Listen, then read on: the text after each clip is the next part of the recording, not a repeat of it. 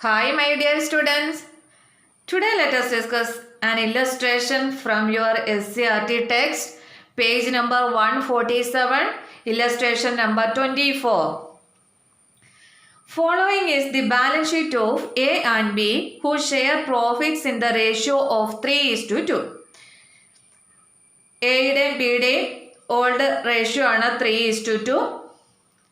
അവരുടെ balance sheet തന്നിട്ടുണ്ട്. Balance ഷീറ്റിനകത്ത് അസറ്റ്സ് ലയബിലിറ്റീസ് ഒക്കെ തന്നിട്ടുണ്ട്. നോക്കുക, സൺട്രി ക്രെഡിറ്റേഴ്സ് 20,000, എയുടെയും ബിയുടെയും ക്യാപിറ്റൽസ് എ 30,000, ബി 20,000, ടോട്ടൽ 50,000.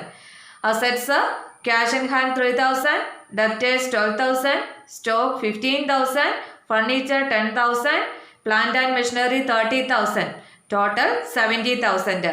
ഇത്രയും ആസ്തികളും ഇത്രയും ബാധ്യതകളുമാണ് 1 April 2015 ഈ ഫേമിനുണ്ടായിരുന്നത്. ഇനി ആ ഡേറ്റിൽ സി എ അഡ്മിറ്റ് ചെയ്യുന്നു. On that day C is admitted into the partnership on the following terms. പുതിയൊരു പാർട്ണറെ കൂടി അവർ അഡ്മിറ്റ് ചെയ്യാൻ പോവുകയാണ്. ആ സമയത്തുള്ള ടേംസ് ആൻഡ് കണ്ടീഷൻസ് ആണ് ഇനി പറയുന്നത്. C is to bring in rupees 15,000 as capital and rupees 5,000 as premium for goodwill for 1/6 share. പുതിയ പാർട്ണർ അപ്പം എന്ത് ചെയ്യണം?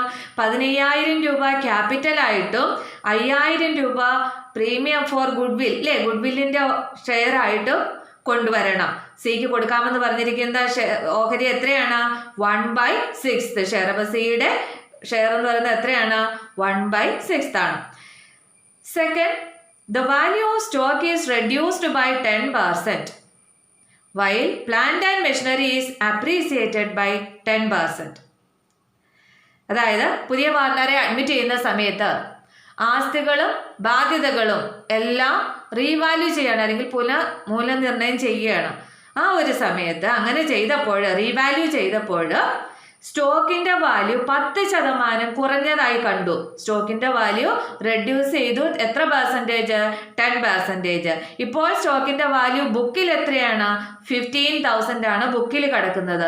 പക്ഷേ റീവാല്യൂ ചെയ്തപ്പോൾ മനസ്സിലായി അത്രയും വിലയില്ല, 10% അതിൽ നിന്ന് കുറഞ്ഞു. 10% കുറഞ്ഞു എന്ന് പറയുമ്പോൾ നമ്മൾ എത്ര കുറഞ്ഞു എന്നവിടെ കണ്ടുപിടിക്കണം. അതായത് എത്രേൻ്റെയാണ്? 15,000-ൻ്റെ 10%. അപ്പോൾ എത്രയാണ്?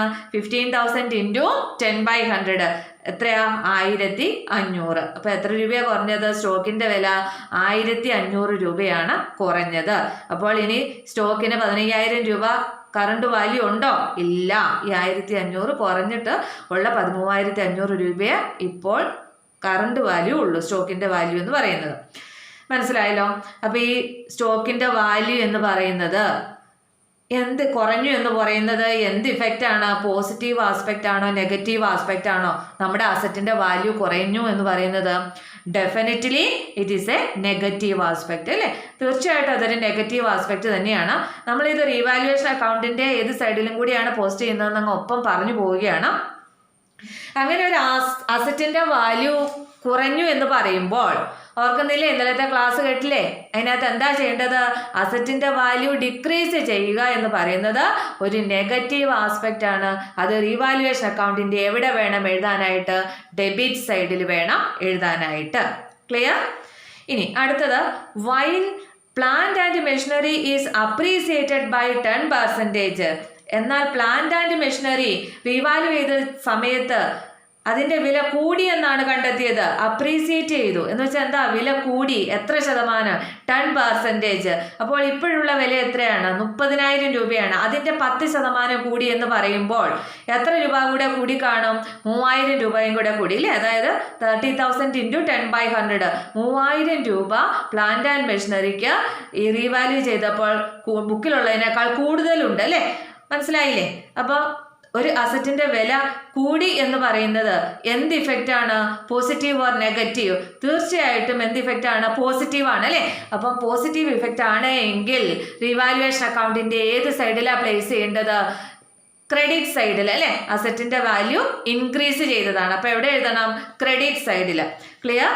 Next, third point, furniture is revalued at rupees 9,000. ഫർണിച്ചറിൻ്റെ വാല്യൂ റീവാല്യൂ ചെയ്തപ്പോൾ എത്രയായി? 9,000 ആയി. 9,000. ഫർണിച്ചറിന്റെ ബുക്കിലെ വാല്യൂ എത്രയാണ്? 10,000 ആണ്. അപ്പോൾ ഇവിടെ എന്ത് സംഭവിച്ചു? 1000 രൂപ റെഡ്യൂസ് ചെയ്ത് അല്ലെങ്കിൽ കുറഞ്ഞു പോയില്ലേ? Definitely that is also a negative feeling അല്ലേ? So it must be debited in the revaluation account. ഫർണിച്ചറിന്റെ വാല്യൂ റെഡ്യൂസ് ചെയ്തു എന്ന് പറയുന്നതും നെഗറ്റീവ് ഇഫക്റ്റ് ആണ്. So it should be debited in the revaluation account. എത്ര എമൗണ്ട് ആണ് കുറഞ്ഞിരിക്കുന്നത്? 1000 രൂപ. അപ്പോൾ 1000 രൂപ നമ്മൾ എന്ത് ചെയ്യണം? റീവാലുവേഷൻ അക്കൗണ്ടിൽ ഡെബിറ്റ് ചെയ്യണം. Fourth, a provision for doubtful debt is to be created on sundry debtors at 5%. അത് നമുക്ക് അതങ്ങ് നോക്കാം. അതിനുശേഷം അടുത്ത ഇലക്ട്രിസിറ്റി ബില്ലിന്റെ കാര്യം വായിക്കാം. ഇനി സൺഡ്രി ഡെറ്റേഴ്സിന് 5% പ്രൊവിഷൻ വെക്കണമെന്ന് പറയുന്നു അല്ലേ? സൺഡ്രി ഡെറ്റേഴ്സ് എന്ന് പറയുന്നത് എന്താണ്? നമ്മുടെ അസറ്റ് ആണെന്നല്ലോ, നമുക്ക് അത്രയും ബസ് നമുക്ക് കിട്ടാനുണ്ടായിരുന്നായിരുന്നു. പക്ഷേ അതിൽ 5% നമ്മൾ പ്രൊവിഷൻ വെക്കണമെന്ന് പറയുമ്പോൾ ഇനി 12,000 കാണുമോ? ആ പ്രൊവിഷൻ നമ്മൾ ഡിഡക്റ്റ് ചെയ്തിട്ടല്ലേ നമ്മൾ കാണിക്കുള്ളൂ. അപ്പോൾ ഇവിടെ ഡെറ്റേഴ്സിന്റെ വാല്യൂയും എന്ത് ചെയ്യുന്നു? റെഡ്യൂസ് ചെയ്യുന്നു അല്ലേ? കുറഞ്ഞു പോകുന്നു. അതായത് ആ പ്രൊവിഷൻ ഫോർ ഡൗട്ട്ഫുൾ ഡെറ്റ് എത്രയാണെന്ന് അപ്പോൾ നമ്മൾ കണ്ടുപിടിക്കണം. എത്രയാണ്? 12,000 ഇൻറ്റു 5% ആണ്. 5/100. അപ്പോൾ എത്ര രൂപയാണ് പ്രൊവിഷൻ വെക്കാൻ പറഞ്ഞിരിക്കുന്നത്?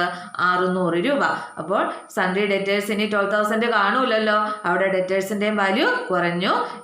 എത്രയാണ് അതെന്ന് പറയുന്നതും എന്ത് ഇഫക്റ്റ് ആണ്? മൈനസ് ഇഫക്റ്റ് അല്ലേ? So it should be debited in the revaluation account. Sundry debtors അവിടെ 600 രൂപ കുറഞ്ഞിട്ടുണ്ട്. അതുകൊണ്ട് അതും മൈനസ് ഇഫക്റ്റ് ആണ്. റീവാലുവേഷൻ അക്കൗണ്ടിൽ എവിടെ എഴുതണം? ഡെബിറ്റ് സൈഡിൽ എഴുതണം. Next, ₹200 is to be provided for an electricity bill.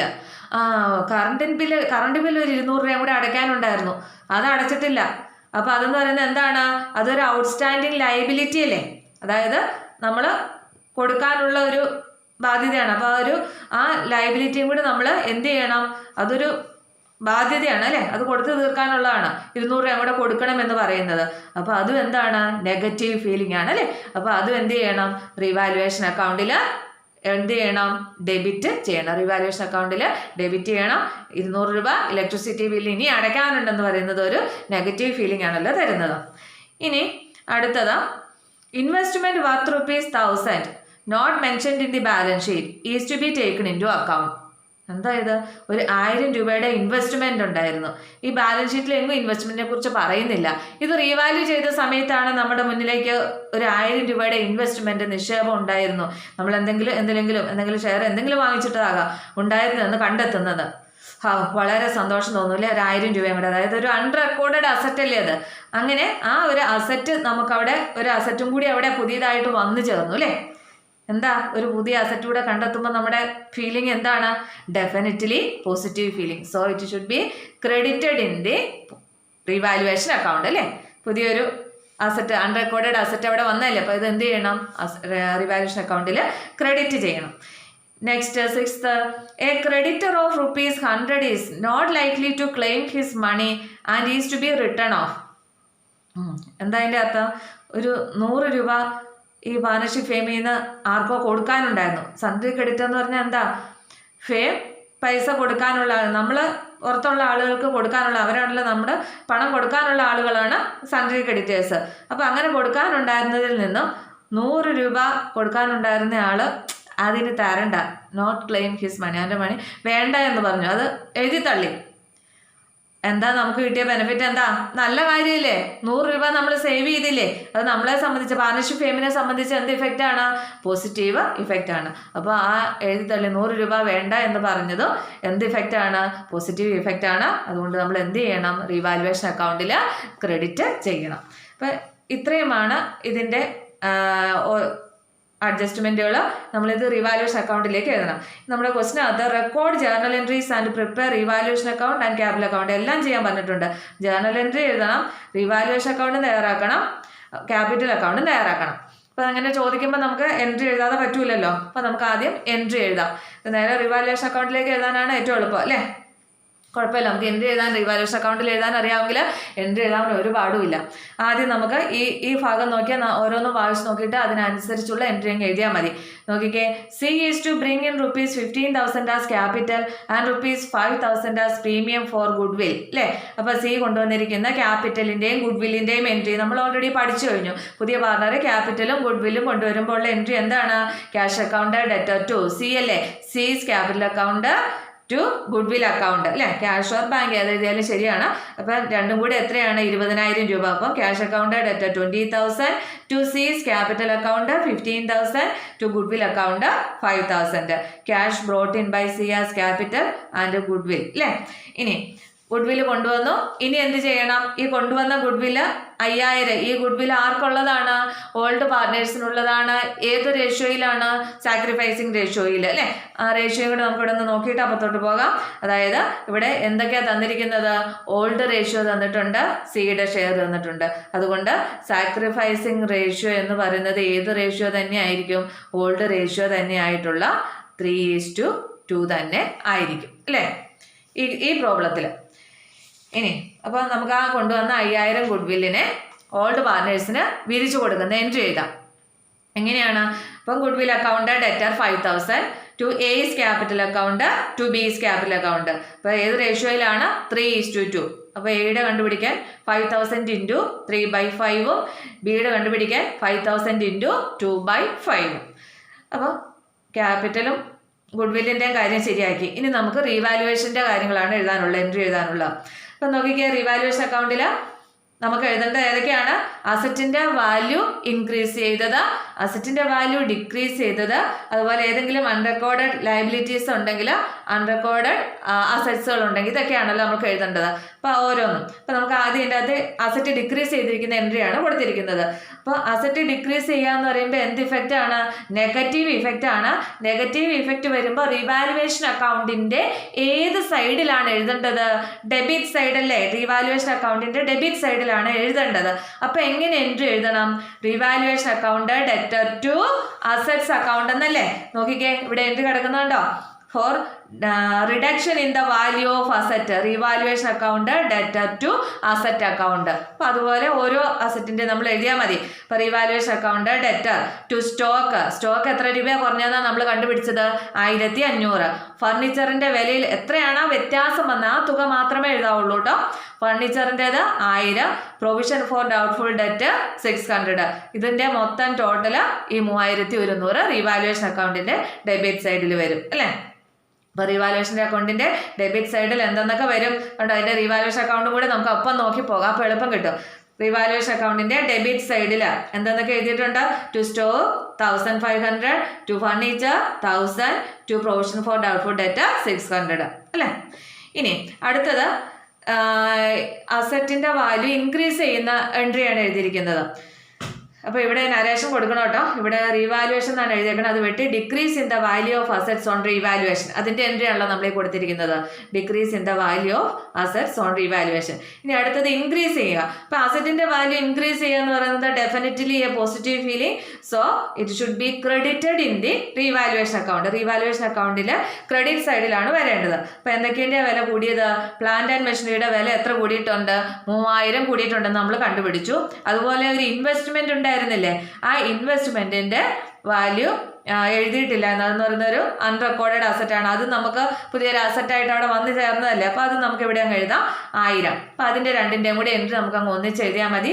Plant and machinery account debtor 3,000, investment account debtor 1,000, to revaluation account രണ്ടും കൂടെ ചേർത്ത് എത്ര എഴുതണം? 4,000. അപ്പോൾ increase in the value of assets on revaluation. Revaluation സമയത്ത് അസറ്റിൻ്റെ വാല്യൂവിൽ ഉണ്ടായിട്ടുള്ള ഇൻക്രീസ്. ഇനി അടുത്തത് ഇലക്ട്രിസിറ്റി ബില്ല് അടച്ച കാര്യം പറയുന്നില്ലേ, അപ്പോൾ അത് എഴുതണം. അതെന്ന് പറഞ്ഞാൽ നമുക്കൊരു നെഗറ്റീവ് ഫീലിംഗ് അല്ലേ തരുന്നത്, അതിൻ്റെ എൻട്രി കൊടുക്കണം. അപ്പോൾ അത് നെഗറ്റീവ് ഫീലിംഗ് ആണ്. റീവാലുവേഷൻ അക്കൗണ്ടിൻ്റെ ഏത് സൈഡിലാണ് വരേണ്ടത്? ഡെബിറ്റ് സൈഡിൽ ഔട്ട്സ്റ്റാൻഡിങ് ഇലക്ട്രിസിറ്റി ബില്ല് 200. അപ്പോൾ എൻട്രി എങ്ങനെ എഴുതണം? Revaluation account debtor to outstanding electricity account 200. അപ്പോൾ amount provided for outstanding electricity bill. ഇനി അതുപോലെ തന്നെ സൺഡ്രി പിന്നെ എന്താണ്, ഒരു ക്രെഡിറ്റർക്ക് 100 രൂപ കൊടുക്കാനുണ്ടായിരുന്നത് അയാൾ വേണ്ടാന്ന് പറഞ്ഞില്ലേ, അപ്പോൾ അതിൻ്റെ എൻട്രി എഴുതണം. അപ്പോൾ അതെന്ന് പറഞ്ഞാൽ എന്താണ്, ഒരു പോസിറ്റീവ് ഫീലിംഗ് അല്ലേ. ഇപ്പോൾ റീവാലുവേഷൻ അക്കൗണ്ടിൻ്റെ ഏത് സൈഡിലാണ് വരേണ്ടത്? ക്രെഡിറ്റ് സൈഡിൽ. അതായത് സൺഡ്രി ക്രെഡിറ്റേഴ്സ് അല്ലേ 100 രൂപ വേണ്ടാന്ന് പറഞ്ഞത്. അപ്പോൾ റീവാലുവേഷൻ അക്കൗണ്ടിൻ്റെ ക്രെഡിറ്റ് സൈഡിൽ എഴുതി. അപ്പോൾ അതിൻ്റെ എൻട്രി എങ്ങനെ വരണം? Sundry creditors account debtor to revaluation account 100. Amount not likely to be claimed by the creditors return off. അല്ലേ, ക്രെഡിറ്റേഴ്സ് വേണ്ട എന്ന് പറഞ്ഞ എമൗണ്ട് നമ്മൾ എന്ത് ചെയ്തു? റൈറ്റ് ഓഫ് ചെയ്തു. ഇനി ഇത്രയും എഴുതിയ ശേഷം എൻട്രി എഴുതുന്നത് ഒരു എൻട്രിയും കൂടെ എഴുതാനുള്ള സ്പേസ് ഇട്ടിട്ട് അവിടെ നിർത്തുക. അതിനുശേഷം റീവാലുവേഷൻ അക്കൗണ്ട് വരയ്ക്കുക. നമ്മൾ പരീക്ഷയ്ക്ക് ചെയ്യുമ്പോഴും ഇങ്ങനെ തന്നെയാണ് ചെയ്യേണ്ടത്. അപ്പം ഇവിടെ നമുക്കിനി ഇവരുടെ ക്യാപിറ്റൽ അക്കൗണ്ടിലേക്ക് എത്ര പോകുന്നതെന്ന് കണ്ടുപിടിച്ച് അതാണ് എഴുതേണ്ടത്. അപ്പം അതിന് നമ്മൾ ഏത് തയ്യാറാക്കണം? റീവാലുവേഷൻ അക്കൗണ്ട് തയ്യാറാക്കണം. അപ്പം ഇത്രയും എൻട്രി എഴുതിയ ശേഷം ഒരു എൻട്രി എഴുതാനുള്ള സ്പേസ് ഇട്ടിട്ട് റീവാലുവേഷൻ അക്കൗണ്ട് തയ്യാറാക്കുക. അപ്പം നമ്മൾ ഇതിൻ്റെ ഒപ്പം നമ്മൾ ചെയ്തപ്പോൾ റീവാലുവേഷൻ അക്കൗണ്ട് ഇവിടെ നമ്മൾ തയ്യാറാക്കി. മനസ്സിലായല്ലോ? എല്ലാ പോസിറ്റീവ് ഫീലിങ്സ് ഉള്ളതും ക്രെഡിറ്റ് ചെയ്തു, നെഗറ്റീവ് ഫീലിങ്സ് ഉള്ളതെല്ലാം എന്ത് ചെയ്തു? ഡെബിറ്റ് ചെയ്തു. ഈ സിമ്പിൾ ടെക്നിക്ക് ഓർത്തിരുന്നാൽ മതി. ഇനി ഒന്ന് റിവാലുവേഷൻ അക്കൗണ്ടിൽ അസറ്റുകളുടെയും ലയബിലിറ്റിയുടെയും റീവാല്യൂ ചെയ്യുന്ന കാര്യങ്ങൾ മാത്രമേ എഴുതാവുള്ളൂ. അവിടെ ഗുഡ് വില്ലോ ക്യാപിറ്റലോ ഒന്നും അവിടെ എഴുതരുത്. ഇതിനകത്ത് എന്ത് മാത്രമേ എഴുതാവുള്ളൂ? ആസ്തികളും ബാധ്യതകളും പുനർമൂല്യനിർണ്ണയം ചെയ്ത് സംബന്ധിച്ചിട്ടുള്ള കാര്യങ്ങൾ മാത്രമേ രേഖപ്പെടുത്താവുള്ളൂ. അതെല്ലാം രേഖപ്പെടുത്തി കഴിഞ്ഞാൽ ഇനി സാധാരണ ലെഡ്ജർ അക്കൗണ്ടുകൾ ടോട്ടൽ ചെയ്യുന്നത് പോലെ ടോട്ടൽ ചെയ്യുക. നോക്കുക, ഇവിടെ ക്രെഡിറ്റ് സൈഡാണ് കൂടുതൽ. ക്രെഡിറ്റ് സൈഡിൻ്റെ ടോട്ടൽ 4100. അത് തന്നെ ഇപ്പുറത്തോട്ട് എഴുതി. അപ്പോൾ ഇനി എവിടെയുള്ള വ്യത്യാസം എന്ന് പറയുന്നത് 800 ആണ്. അതായത് ക്രെഡിറ്റ് സൈഡ് കൂടുതൽ എന്ന് പറയുമ്പോൾ പോസിറ്റീവ്സ് കൂടുതൽ. അതുകൊണ്ട് ഈ റീവാലുവേഷൻ നടത്തി കഴിയുമ്പോൾ ഈ റീവാലുവേഷൻ്റെ റിസൾട്ട് എന്താണ്? പ്രോഫിറ്റ് ആണ് അല്ലേ? ഡെഫിനറ്റ്ലി പ്രോഫിറ്റ് ആണ്. അപ്പം profit on revaluation transferred to. അപ്പോൾ ഈ റീവാലുവേഷൻ്റെ ലാഭം എങ്ങോട്ടേക്കാണ് ട്രാൻസ്ഫർ ചെയ്യേണ്ടത്? ഓൾഡ് പാർട്ട്നേഴ്സിൻ്റെ ക്യാപിറ്റൽ അക്കൗണ്ടിലേക്ക് അല്ലേ? A's capital account, B's capital account. ഇത് നേരത്തെ ഉള്ള അസറ്റിൻ്റെ റീവാല്യൂ ചെയ്തപ്പോൾ ഉള്ളതല്ലേ? ഇതിനകത്ത് പുതിയ പാർട്ട്ണറിനൊന്നും കേട്ടേണ്ട ആവശ്യമില്ല. അയാൾക്ക് ഇതിനകത്തൊന്നും യാതൊരു അവകാശവുമില്ല. അപ്പോൾ ഈ റീവാലുവേഷൻ്റെ പ്രോഫിറ്റ് ഇവിടെ ക്രെഡിറ്റ് സൈഡ് അല്ലെങ്കിൽ പോസിറ്റീവ്സ് കൂടുതലായതുകൊണ്ടാണ് ഈ സൈഡിൽ ഏത് വന്നത്? പ്രോഫിറ്റ്. ഇനി നേരെ മറിച്ച് ലോസ് ആണ് എങ്കിൽ എവിടെ വരുമായിരുന്നു? ഇവിടെയാണ് വരുന്നത്. അപ്പോൾ നമ്മൾ ഇവിടെ എന്താണ് എഴുതുന്നത്? Loss on revaluation transferred to A's capital account, B's capital account എന്ന് കേട്ടോ. അപ്പം ഇതിനകത്ത് കൂടുതലും പോസിറ്റീവ്സ് ആണ്. So the result is revaluation profit ആണ്. അപ്പോൾ പ്രോഫിറ്റ് എന്ത് ചെയ്യുന്നു? എയുടെ അക്കൗണ്ടിലേക്കും ഇവിടെ 800 രൂപയാണ് വരുന്നത്. 800 രൂപയെ 3:2 എന്ന റേഷ്യോയിൽ, ഓൾഡ് റേഷ്യോ എത്രയാണ്? 3:2 ആണ്. ആ റേഷ്യോയിൽ രണ്ടുപേരുടെയും ക്യാപിറ്റൽ അക്കൗണ്ടിലേക്ക് വീതിച്ചു കൊടുത്താണ്. അപ്പോൾ 800 × 3/5 480, 800 × 2/5 320 അവരുടെ ക്യാപിറ്റൽ അക്കൗണ്ടിലേക്ക് പ്രോഫിറ്റ് ആണ്. അപ്പോൾ ക്യാപിറ്റൽ അക്കൗണ്ടിലേക്ക് എന്താകും? ഡെഫിനറ്റ്ലി ക്രെഡിറ്റ് ആകും അല്ലേ? അപ്പം ഇനി അടുത്ത നമുക്ക് ക്യാപിറ്റൽ അക്കൗണ്ടാണ് വരയ്ക്കേണ്ടത്. നിങ്ങൾ നേരത്തെ പഠിച്ചിട്ടുള്ളതാണ് ക്യാപിറ്റൽ അക്കൗണ്ട് വരയ്ക്കാൻ. പാർട്ട്നേഴ്സ് 3 പേരുണ്ട്. അപ്പം 3 പേരുടെയും ക്യാപിറ്റൽ അക്കൗണ്ട് 3 കോളം വരയ്ക്കണം. ABC, പർട്ടിക്കുലേഴ്സ്, ഡേറ്റ്, ABC, അങ്ങനെ അക്കൗണ്ട് വരയ്ക്കാൻ അറിയാമല്ലോ. ഇനി 3 ക്യാപിറ്റൽ അക്കൗണ്ടിൻ്റെ ബാലൻസ്. ആദ്യം ക്യാപിറ്റൽ അക്കൗണ്ടിൽ എന്താ കാണിക്കുന്നത്? ക്യാപിറ്റൽ അക്കൗണ്ടിൻ്റെ ബാലൻസ്. അതായത് അവർ അവരുടെ നിലവിലുള്ള ക്യാപിറ്റൽ അക്കൗണ്ടിൻ്റെ ബാലൻസ് ഇതേ തന്നിട്ടുണ്ട്. എയുടെ 30,000, ബിയുടെ 20,000. അപ്പോൾ ഓപ്പണിംഗ് ബാലൻസ് ആദ്യം ക്രെഡിറ്റ് സൈഡിലേക്ക് എഴുതി. എയുടേത് 30,000, ബിയുടേത് 20,000. ഇനി അടുത്തതായിട്ട് സി എന്ത് ചെയ്തിട്ടുണ്ട്? സി പുതിയ പാർട്ണറെ അഡ്മിറ്റ് ചെയ്തു. അയാൾ ക്യാപിറ്റൽ കൊണ്ടുവന്നിട്ടുണ്ട് അല്ലേ? അപ്പോൾ അതെന്ത് ചെയ്യണം? സിയുടെ അക്കൗണ്ടിൽ ക്രെഡിറ്റ് ചെയ്യണം. അയാൾ കൊണ്ടുവന്നതല്ലേ, അയാൾക്കുള്ളതല്ലേ? അപ്പോൾ അയാളുടെ ക്യാപിറ്റൽ അക്കൗണ്ടിൽ അത് ക്രെഡിറ്റ് ചെയ്യണം. അപ്പോൾ കൊണ്ടുവന്നിരിക്കുന്നത് ബാങ്ക് ഓർ ക്യാഷ് എങ്ങനെയായാലും കുഴപ്പമില്ല. ഈ എൻട്രി ഇല്ലേ, ഈ എൻട്രി ഇതെങ്ങനെയാണ് പോസ്റ്റ് ചെയ്യുന്നത്? Cash account or bank account debtor to C's capital account. അതുപോലെ തന്നെ ടു ഗുഡ് വിൽ അക്കൗണ്ട് അല്ല. അപ്പോൾ സിയുടെ ക്യാപിറ്റൽ അക്കൗണ്ടിൽ ഏതൊക്കെ എഴുതണം? ഈ ക്യാഷ് കൊണ്ടുവന്നതും ഗുഡ് വില്ല് കൊണ്ടുവന്ന രണ്ടും രേഖപ്പെടുത്തണമല്ലോ. അപ്പം ക്യാപിറ്റലായിട്ട് കൊണ്ടുവന്ന 15,000 ആരുടെ കോളത്തിലേ എഴുതാവുള്ളൂ? സിയുടെ കോളത്തിലേ എഴുതാമുള്ളൂ.